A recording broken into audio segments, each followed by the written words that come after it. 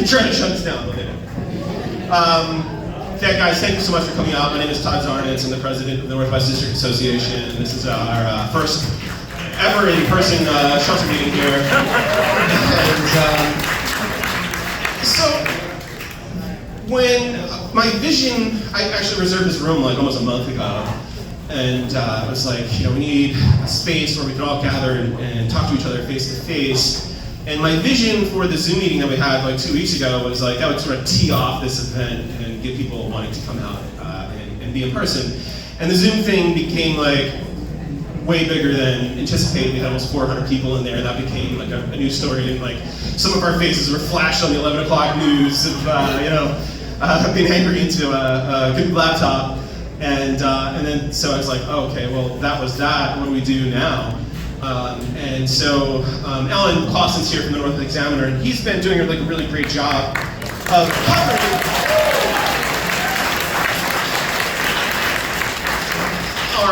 our story here. And in a way, thank God for Alan, because we've been pretty much ignored by the Oregonian. The Willamette Week gave us like a little blurb here and there, and the TV news has actually been really great, and it's very unusual to have TV news like lead a story, and they've been like fantastic, because I think what people don't appreciate is how engaged this neighborhood is, and both of our neighborhoods too, because I know a lot of people are here from the Pearl District, and because the siting of this is right abutted against the two of our neighborhoods here, and probably the worst possible spot in the city.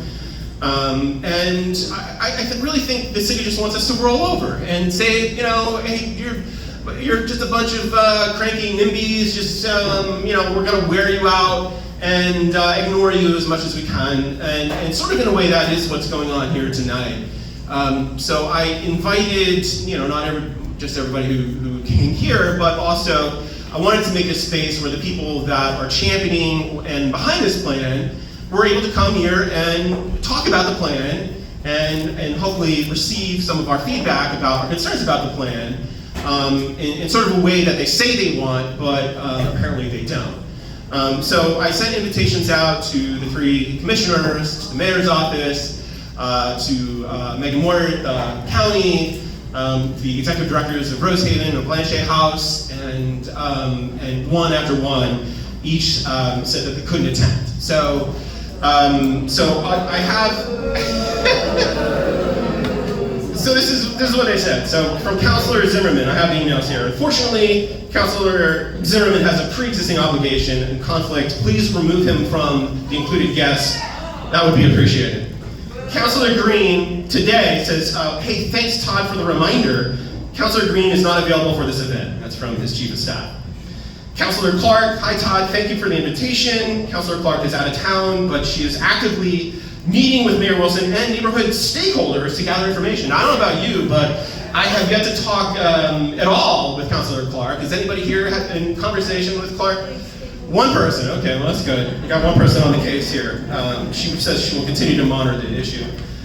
Rosehaven says, thank you for the invitation. I attended the last Northwest District Association meeting via Zoom and did not find it to be very solution-oriented. We will not attend the meeting this Monday. That's from Katie O'Brien, executive director there.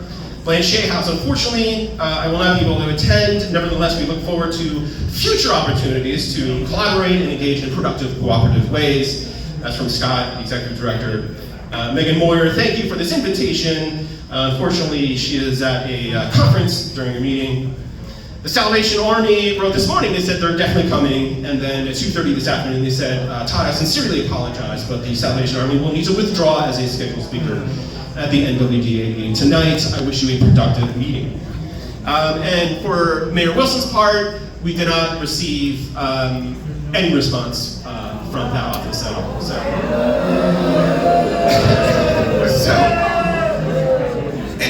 I think what we're facing here is what we all sort of fear, that we're being abandoned in a way to a bad plan, and the people behind the plan aren't willing to come and face up to that fact and address our real concerns about what's going on here. So I wrote a couple of words down. I hope you forgive me for reading off some of this off a page, but I think, at least from my perspective, I think my personal concerns is like, what is love and compassion here? Because that's what we're really talking about. It's when, you know, where I come from, when I grew up, love and compassion were tools to help people become better versions of themselves. And they're not tools to drive people into a deeper dependency. You know, compassion was given to allow space to let people elevate themselves. It's not a tool to make the virtuous feel better about themselves and agnostic about the outcomes of those they purport to help. Because compassion must come with responsibility, and responsibility comes from the giver of that compassion. And they have to be sure that their good intentions aren't being warped into a darker place, which I think is what we see every day. We want a system that elevates people and doesn't create a black hole of death and destruction, and that is what we see. Synthetic drugs are the real problem here, and they're an attack on our community. They're an attack on our compassionate nature here, because what we're dealing with at its base level is a cancerous drug problem that feeds on good intentions. It feeds on naivete and unaccountable solutions. We have this cancerous drug problem that, you know, somehow creates mysteriously funded nonprofits who somehow have millions of dollars to buy up prime real estate in the Northwest District, and then have the audacity to, you know, tell or insinuate that the neighbors, to the neighbors, that whatever chaos comes, you know, that if it's outside their walls, then, you know, the neighborhood's going to have to bear the cost of that outcome.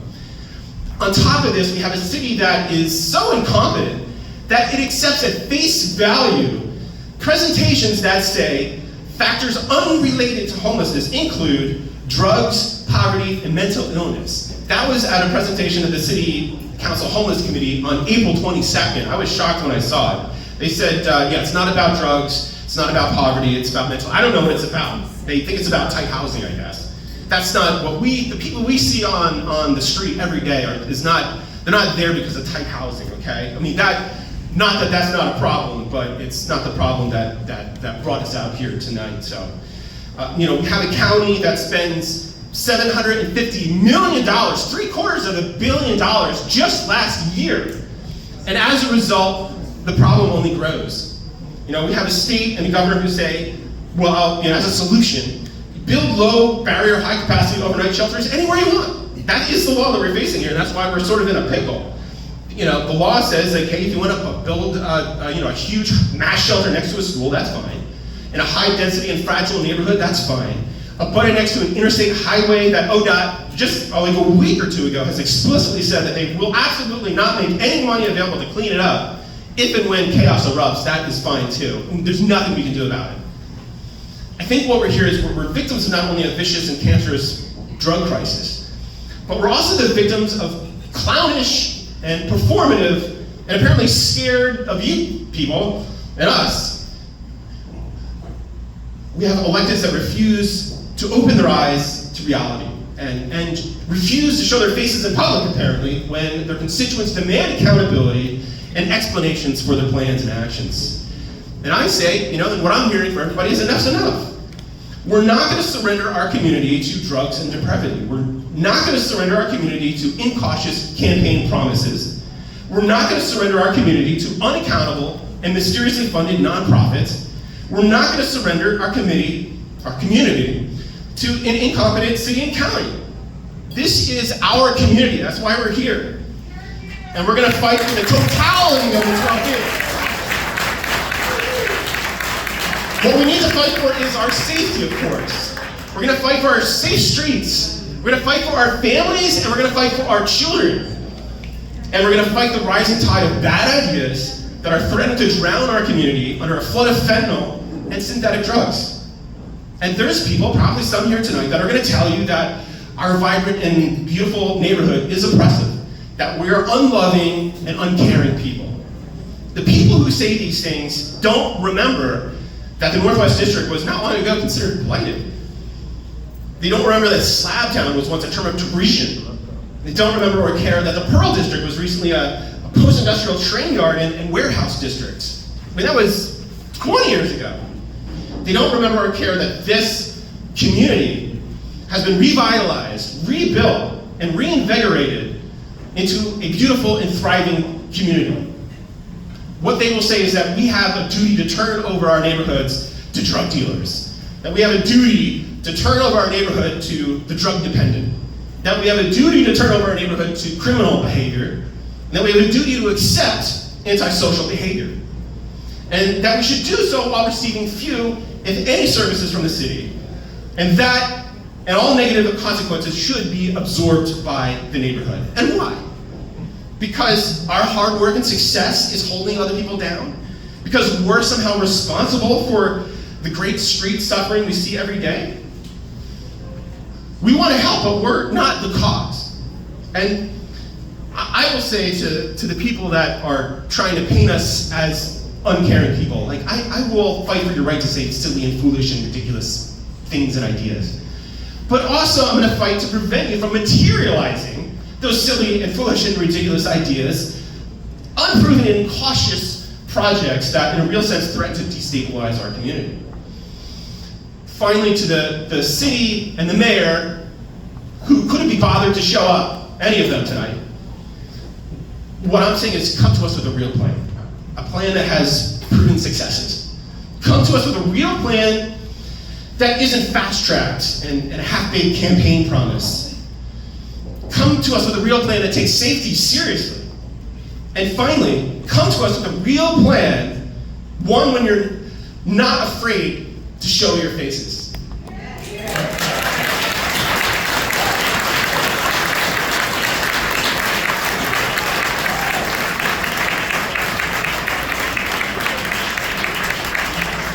So I'm a little fired up. I'm going to calm down for a second. I want to invite Bruce Struder, who's the president of the Pearl District Association, to come up and say a couple words. And we also have a state representative that is here who I'd like to invite up to come and talk to us tonight. And Sharon Mirren is here too. And I'd like her to say a couple words as well. Kind of fill in the gaps of who should really be here. So, Bruce, thank you.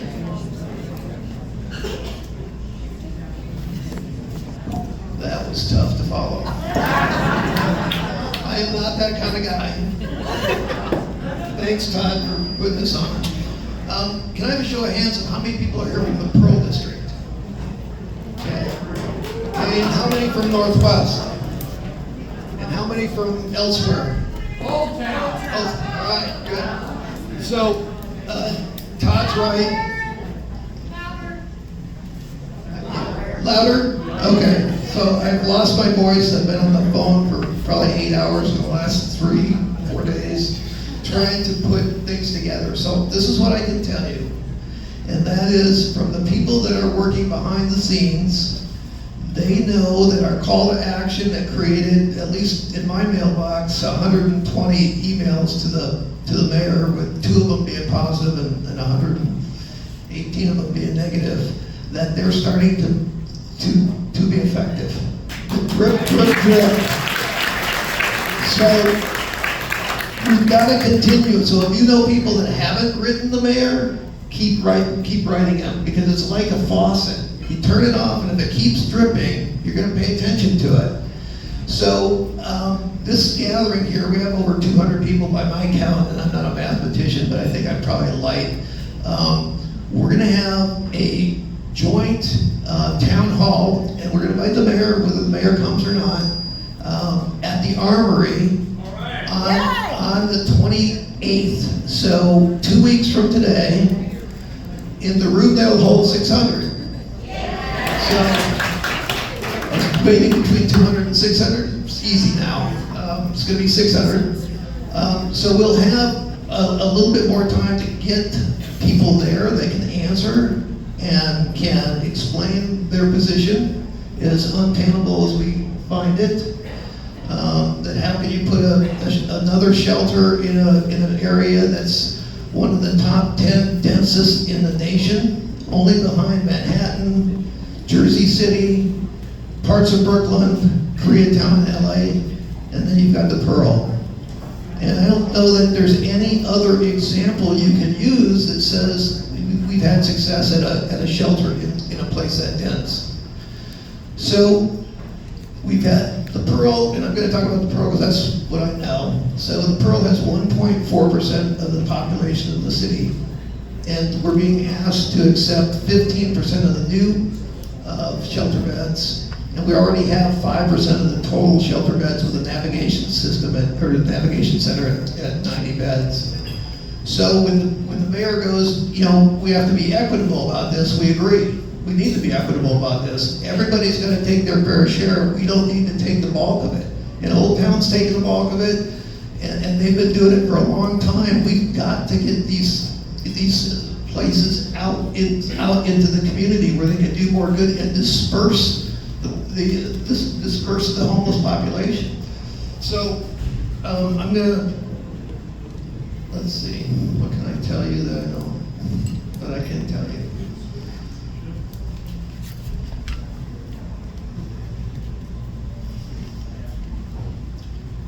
Okay. I can tell you that there are plans afoot in various realms, from legal to other areas that are afoot. And so we've got to keep the pressure on. So calls to the mayor's office are almost as good as emails. I know they're getting tired because they've said it. And then hopefully we'll have some news before we have the town hall next week. So I see a hand up. Is that a question? Just for guidance, emails to shelter services, does that get to the mayor? Emails to the mayor at portland.gov get to the mayor. Okay, shelter services, if I sent them there, they get to the mayor, but I don't know if anybody else will get to the mayor. And then just copy me in on brucestewart@gmail.com, because I know they get read first by an intern, because you guys all get the response from the intern, but I didn't get them read by the mayor, and we've had a few of them this week, and the mayor's reached out and talked to a few people this week. So, you know, this whole thing about vitality and the Pearl and Northwest, you know, coming back, and we see green shoots, this is just kind of a gut punch. And the Intel news on Friday night is another gut punch. But we've got to stand up, and this could be our chance to do it and use that momentum to really kind of push this forward. So I see another hand. Tony Johnson, Northwest District Association. Remember, in less than 18 months, Lydia Clark, Mitch Green, and Eric Zimmerman are going to be asking for your vote. Now we have a 2-year term, and then they're back up for election. So a year from now, they're going to be asking for your vote. They want to return, and at $133,000 a year salary, full benefits, and first eligibility, I think they're going to want to have another term. So just remember that when they don't come to these meetings, they're going to want your vote.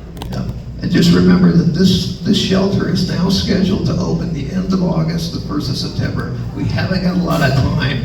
We've got to keep the pressure on them. So watch for our updates. We're gonna, you know, if we start doing things that are gonna start costing money, we're gonna ask for people to help out, and hopefully you'll be in a position that you can do that. And Kimber. Would it be prudent to invite the governor to the meeting at the Armory? I mean, she's the one that declared a state of emergency. She's the one that passed $2.6 billion budget. Why don't we invite her? We can invite, I think the mayor's a good, because there are going to be a couple people this week that are talking to the mayor. I mean the governor, I'm sorry. Dyslexia,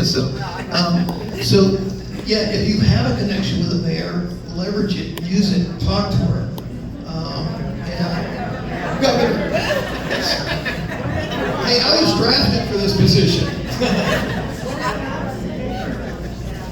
You know, I don't think the commissioners are really in this fight at this point. We've got so little time. We've got to, press the governor, the mayor, and the county and our city commissioners. But then, getting beyond that, we're going to just dissipate what we're doing. Why do we have to go to where the mayor is? All of us. Well, Go there. the 90-year-old person in the room just asked, why can't we go where the mayor is? We might do that. So if he won't come to us, maybe we'll go to him. Okay. Thank you. Thanks, Bruce. I want to bring up Representative Isidore and Sharon. You want to talk real quick? Do you want to go next? Come on up.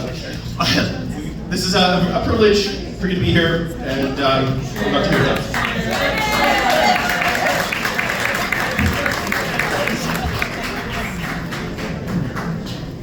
Hi, I'm Sharon Myron, and I'm singing like all these people. And I was your Multnomah County Commissioner for about 8 years until I was term limited at the end of last year.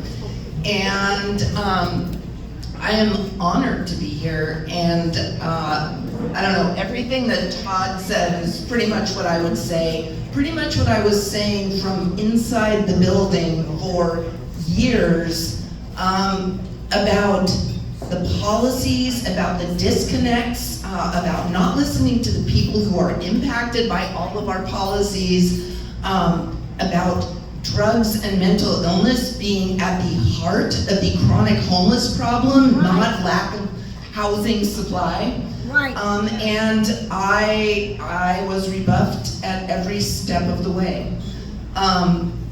It is unbelievable to me how disconnected from the people they serve our elected officials are, Right. and from the people that they are trying to serve with their shelters, with all of their programs.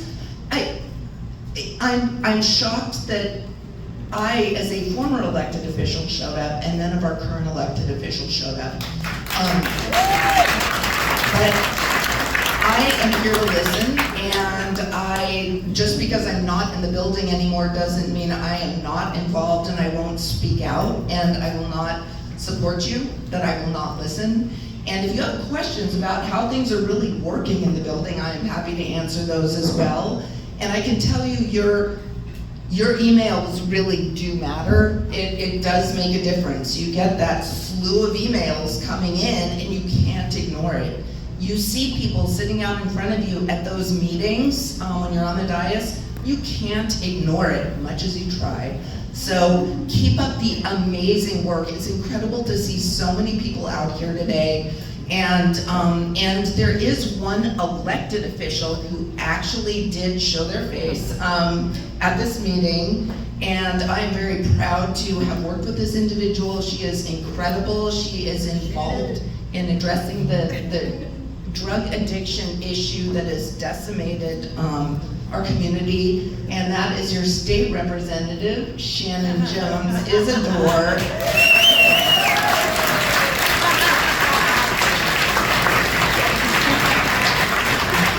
Oh my goodness.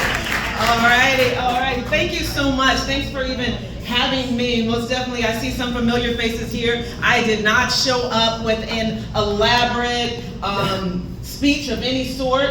I didn't know that it would be that people weren't showing up here to this meeting. When I found out about it, I was excited to show up with a group of passionate people about our community. Absolutely. Not only do I live in this community for over a decade, my businesses are in this community also. And I am passionate about now, don't get me wrong, I am absolutely passionate about housing, homelessness, addiction. It's the business that I'm in. I just want to make sure that we do things right, that we do things well. I am all about revitalizing downtown Portland and our community here, and there's a way that we need to do it.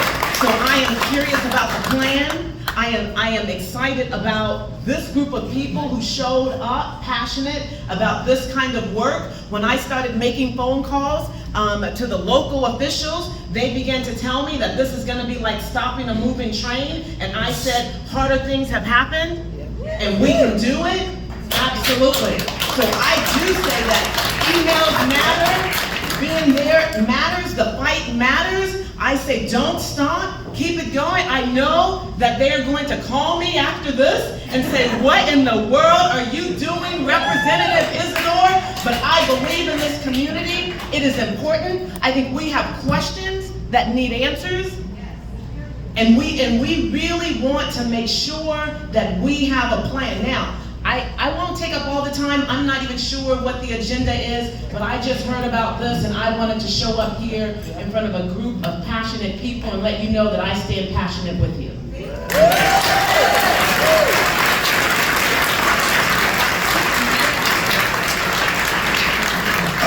to the agenda, there is really, the agenda was to have our invited guests talk with us tonight, and clearly that didn't happen. So we're in a crowded room here. I'll probably just kind of wind it down, and if anybody wants to say something real quick, then we'll take one or two comments. But we're going to have another one of these on the 28th in a bigger place. Everybody can have a seat, and then hopefully we'll have hopefully the people that are our representatives get the message that we care and that we're not going to be ignored, and that we need to be taken seriously. And I think we're sending that message tonight. I hope it gets through, and we'll know for sure on the 28th. I think it's July 28th at the Armory, and I invite all of you here to be there, and hopefully we'll have even more people come out. So, real quick, what we got? Something that can be brought to the governor's attention, and if so, do you think there's any possibility we can get traction with the governor to support the community? I think the big issue is that the governor is the one who sort of wrote the law to put these shelters, to have them superseded anywhere without restriction. And in fact, a lot of people ask, what legally can we do? What are the challenges there? And so the problem is that if we file a lawsuit against the application approval, which it's mandated that it has to be approved, then if we lose that, then we're responsible for all the attorney fees for the city, basically. So this law was really written in a punitive and a way that limits our ability to have any input on the issue at all. And frankly, this is Kotek's bill. I mean, this is her name's on it. So am I to reasonably think that she is going to be our champion here? I don't think so. But like Bruce said, she'll be invited to come to our Armory event, and hopefully she or one of her representatives or whatever you call them will be there. So, Laura. I have a couple questions. One question. We gotta get out. This is a hot room, Laura. Yeah, I know. Hot question for our state representative that's here tonight. Thank you very much. I want to know why you did not vote for HB House Bill 3956 to protect our neighborhood kids in schools. This is to put some sort of a oversight over PPOP, which is the organization that hands out, it is not an exchange, hands out needles. This then also makes our community a marketplace for fentanyl and for drug use. And Madam Representative, you did not vote for it. I'd like to know why. Second question.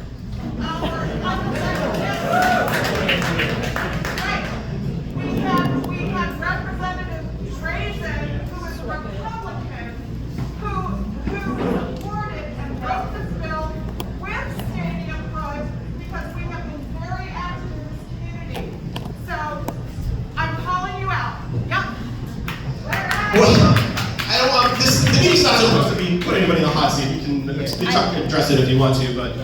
Thank you. All right, so first off, I can appreciate passion behind various things. And I don't think that this right here is the moment and the forum to go through all the things that I did and didn't vote on. Right now, I don't want to take that time, but I do respond to all constituents now. So if you want to write me, you can do that, and we can respond in that kind of way.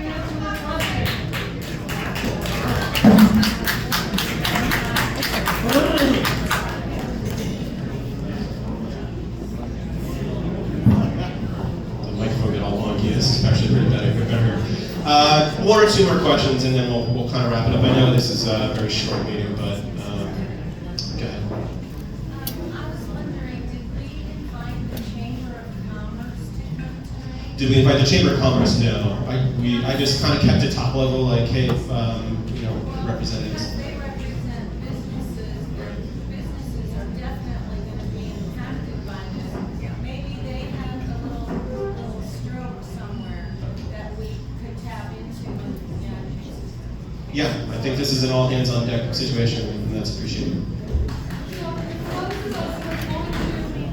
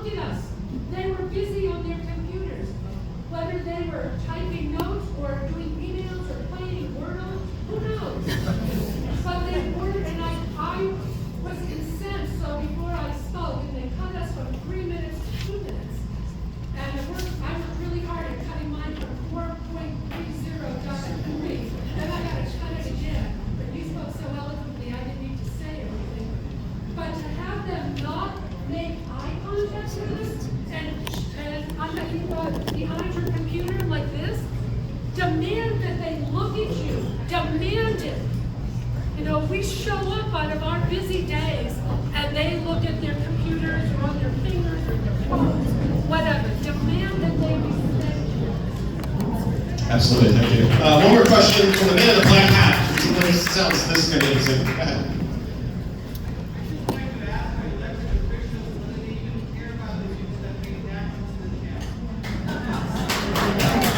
Well, they don't care enough to be here tonight, I'll tell you that much.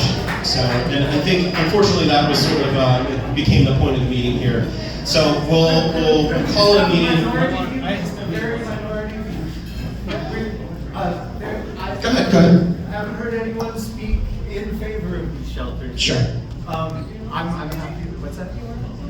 Oh no, I mean we've heard a few on the Zoom meetings, but tonight here we haven't heard. I don't think anybody. I can speak to. I'm happy to answer some questions as long as it's productive and proactive Okay. and open to feedback. As somebody who's worked in a nonprofit supported housing field for the past over 6 years. So there are those of us in the room who are in favor of doing anything to help people living on the sidewalks because they are our neighbors, and it's not a bleeding heart. This is our everyday life. Everyday life, we are running into situations that are emergency situations, and my partner and I are dealing with this at night. Again, I've said this before, maybe a lot of you are asleep, but we deal with this every night. And it's people who are unsheltered and who are desperate and who might take the opportunity to have a good sleep and actually go to a shelter if it opens, wherever that shelter is. I don't know what the answer is, but we really would like to say there's an enormous need in this community, and it is a lot of drug-related, a very drug-related problem. Today, and this is the reason I'm a bit fired up, we did not work at all because we spent the entire day trying to figure out how to place a pregnant woman who is addicted to fentanyl in a space that is safe from her. While we were doing that, 38 weeks pregnant, and we can again, I want to say this, we can introduce any one of you to this person. We can tell you right where she is right now. She is not in a safe place. She is not in a shelter. She wants to go to one. We worked all day to try to figure it out. We found one. We found a hotel. They did not have a bed available through Rosehaven. We tried to we booked a space at the Gresham Women's Shelter. She had to go wrap some things up. We missed that opportunity. We have major problems, and we have people that help, and we need to be there as a community for them. As a woman who's been pregnant and given birth to a child who now walks the streets of our neighborhood, because I'm sorry, I don't trap myself in a car. I have epilepsy, so I walk my son everywhere. From as far northwest as where we reside to as far south as we reside. Are you okay? That's what he's speaking about. You're not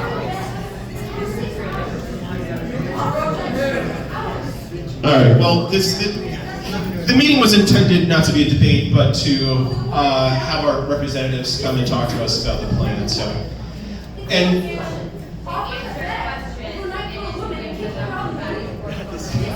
So that's what I'm saying. So it's not a 24-hour shift. Neither of these is a 24-hour shelter. Yes. One quick comment. I think what the problem is that everyone who has spoken today, the real problem is the complete. Why nobody came who you invited? It's because of that. Hello. That's so rude. Really? What a rude comment. Anyway, so the reason that we all can agree on can I just finish? Okay, you go and then I will finish. We all need a solution to this. Exactly. Okay, that's what I was going to say. Here is saying, okay, I don't care about human beings. I don't care about people who are addicted and need help. The issue, just a second. The issue is that we, okay, let me talk.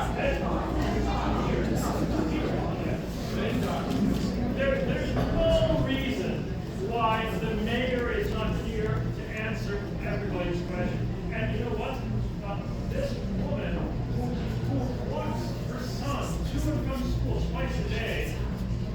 She has a valid point. How is a 6-hour window, 8-hour window going to help somebody? It's a simple solution. It's a Band-Aid solution. Exactly, because that's you, I appreciate your saying that, because you're pretty much saying what I was, I know, and just once, the problem is, we have no plan, none of this is coordinated, none of this is set up in a way to help the people who need help, and no, they didn't. If you're not gonna speak, then don't speak. So, you don't have a plan, there is no plan, there's no coordination, and there's no one that's actually looking to connect those dots. That's what we need our local electeds to do, and get over themselves and say, we're gonna do this and this and this. All right, we're gonna call the meeting. We can talk with each other and feel like free to hang out for a little bit here. We'll be back on, we're good. The point of this meeting was to hear from our representatives. That didn't happen, so we'll see you on July 28th. We'll continue the discussion. I want to thank everybody for coming out, and we'll see you in 2 weeks. Thanks.